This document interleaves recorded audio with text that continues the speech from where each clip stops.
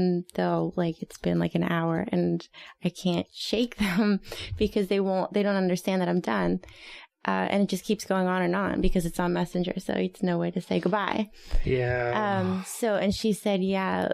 And she explained that one person had a mental disabilities. And that tends to be people who have mental disabilities or people who are lonely, they will be pushy for readings. Well, us mean, pessimistic people call them creepy stalkers. I don't know what nice, optimistic people call it, but there is no way to terminate a conversation in Messenger. Right. There's no steel door that closes. Yeah, she told me, just ignore them and everything will be fine. So that's what I learned to do. But so that was it was really great to have somebody who understood in that sense and could give me some guidance there. I felt really mean just ignoring people, but it was necessary. You can block them and then you won't feel as bad because you won't see it come up, and I would imagine you have to because you put a time limit on it, or how's it work? Or they send you a picture and say, tell me something about myself? Well, these are people who before I started doing this professionally, so I was just practicing and so I wasn't charging anybody. So it just kept going on and so I had to make a rule that I only do readings via private message for 30 minutes. And then I'll schedule times for people who want to do readings. And then people who don't, I add them to my group where I do free readings when I can, and my friends who read as well. This sounds a little like therapy. Yeah. A little bit like therapy. It is, I think it is for a lot of people. Yeah. And therapy takes so many forms, so that it sounds a little like therapy. And so if somebody says they want 30 minutes, they ask you questions, send you a picture. But how do you, on demand, respond to that? Because you said you need time and you need to be alone. Or does with a picture, I can read a picture right Do you then. ask them for something before? No. I can do if somebody sends me a picture, I can start reading right then and there. It's when I'm out in public that there's too much going on that I can't focus. See, I want to maximize it. I want you to have the picture beforehand so we can hit the ground running. And I would just put 80 questions in one pace, boom, and want the answer to my questions. But yeah, I could. Well, it's just like anything, I guess. I mean, it's like when you ask a comedian to tell me a joke and they just lock up. Be funny. Yeah, be funny. Right. It's that's not the way it works. Or, I get people all the time saying, hey, tell me a story about a case. But I can't think of anything. I don't want to tell you anything. You just shut me down. You just mentally shut me down. And so I guess people can't, do you have people that do that? Do people come up and go, give me a reading? Not in person, because I don't do them I've never had anybody ask me to do one in person. So nobody knows you've got a secret identity? No. Even my friend who I'd read for free recently, I'd hung out with her earlier that day, but I needed to be alone and with her picture to be able to focus, and then I could do it. Is it something that, aside from feeling that you had an ability and it helps people, it's therapeutic, it's a group thing, did you do any studying of it prior to this? No, actually, I bought a book and I have not started reading it yet. Whoa. You haven't even committed to reading the book? I haven't started. Well, I don't want to mess up what I'm doing now. Right. So I'm afraid if I learn how to do something differently, I'll lose something in the process. So I'm just I'm taking it slow. That is a legitimate concern. We see that a lot with people that are training their dogs for search and rescue, is that they'll be going about it in a good way and they're building a bond with their dog, and then they buy a book and the book says, do this, and they start doing this, and they get committed to doing that. And then they buy a second book that says, no, do this. And now they're torn. And then they've got to get a third book as a tiebreaker, and they're ruined, Yeah. Will you ever read the book? Yeah. Yeah, I think it's about channeling. So I think it can only help. As as far as I'm sure I have a lot to learn.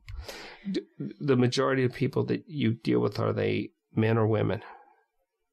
The mix. Mix? Yeah. Age range? Between like 20 and 50. Do you have, based on what you've seen, do you have any demographics that seem to gravitate more towards it? No, not in my experience, at least. Do you expect that? Is there any seasons of it? I know you've just been doing it, but like, do you expect it to go up during the holidays? Because I would think that everybody's just, the holidays mess with everybody if you're firing on all cylinders or not. Yeah, it's possible. And they seem to get worse every year. And I say this every year like a broken record, you know. Yeah. I actually volunteered this year. You'll like this, Russell. At the King of Prussia Mall, they had these giant reindeer, and one of my buddies knows the guy who takes them down. I said, you know what? I will help you take down any Christmas ornaments. I will come there at 6 p.m. on Christmas Day, and I will help you. I'll bring my tools, and I will be all for disassembling it as quick as possible. They're 2-story high reindeers. I don't even know where they came from. Are they downstairs in some dark room to scare you? I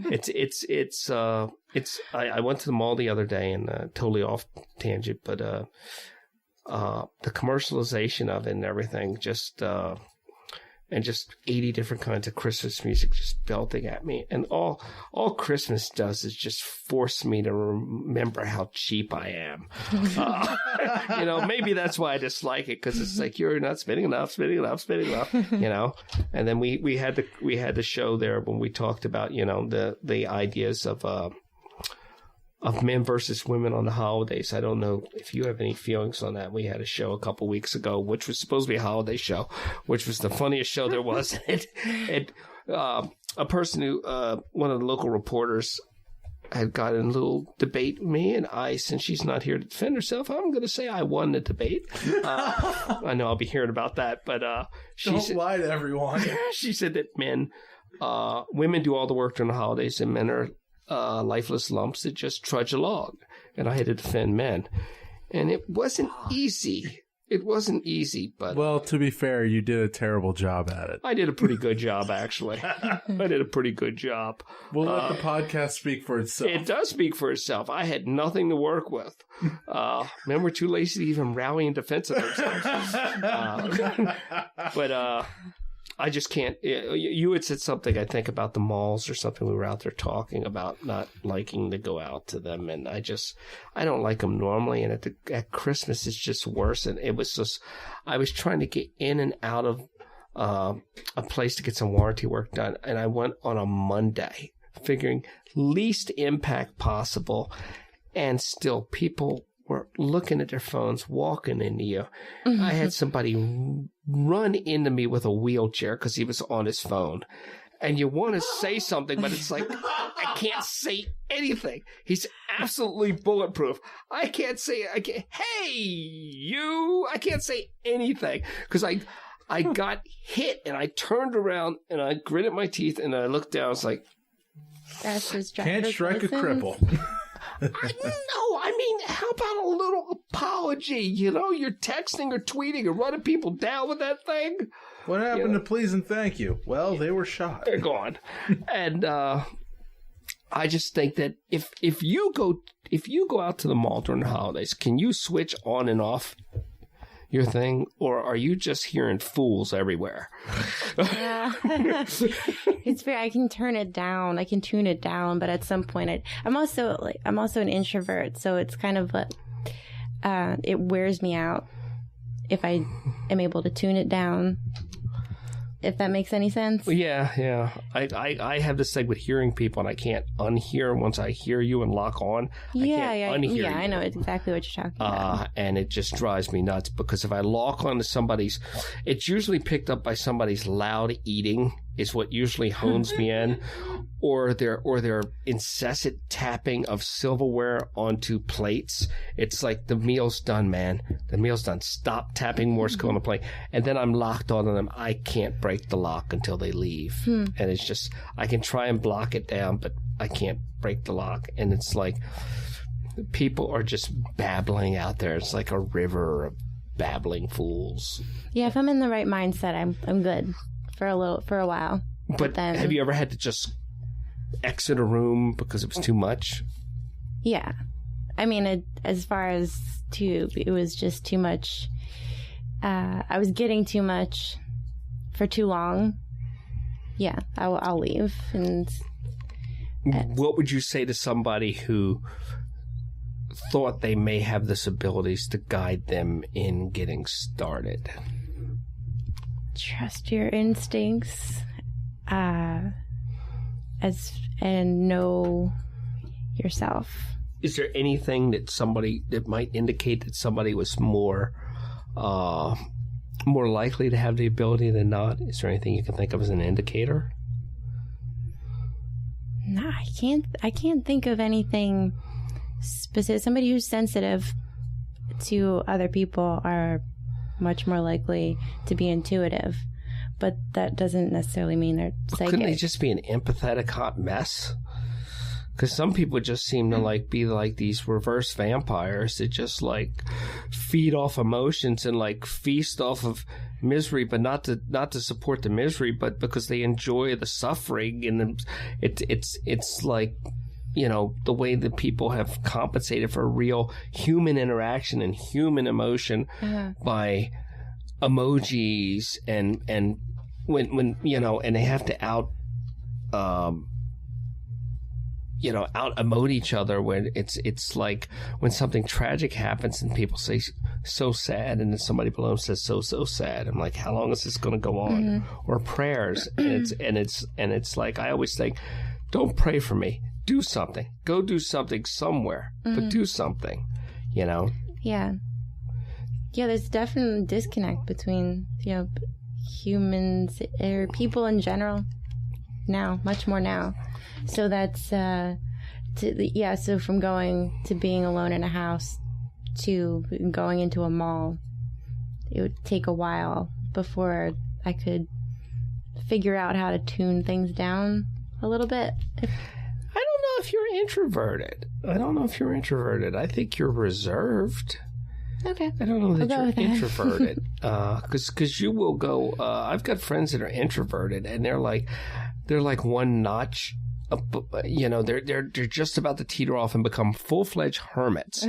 But it's like, I've got a friend, and I'll probably talk to him tonight, and he'll tell me about how he may have went out today and people suck and he's not doing it again. I'm staying in the house because there's idiots everywhere. No, not that kind of introvert. I identified with the part where an introvert can identify with being out in public and interacting with people. It drains their energy. And it goes, but it grows if you stay, if you keep getting, because you have to. And if you're an extrovert, being out in public gives you energy. They're exhausting. Extroverts are exhausting. Yeah, they're exhausting. It's always like it's like some bad Vegas act, they're always on. It's like they don't have off switches. But that's interesting that if somebody is sensitive, that they go out into a large environment and they pick up on stuff. And I can imagine where that would be annoying, because having no abilities, I find it annoying. I can imagine if I had ability, how annoying it would be. Have you ever walked by somebody and got a sense of something? Just somebody walking by? Yeah. Yeah, I've known how to stay away from people in that sense. But I'm nothing recent. Do you think that as much as you don't want to because of things that would cloud your opinion, do you think that at any point that dealing with somebody in person might be better because you might be able to get more of a read on them I mean, it's possible. It's kind of in person. I can see both ways. I can see where in person is kind of cheating because experience, body language, and other stuff would be bending what you think, and there's a lot to take in. Mm-hmm. Now, people send you pictures. Yeah. What if somebody sent a video? Would that be too much? Or? No, I haven't had that yet. There's another idea.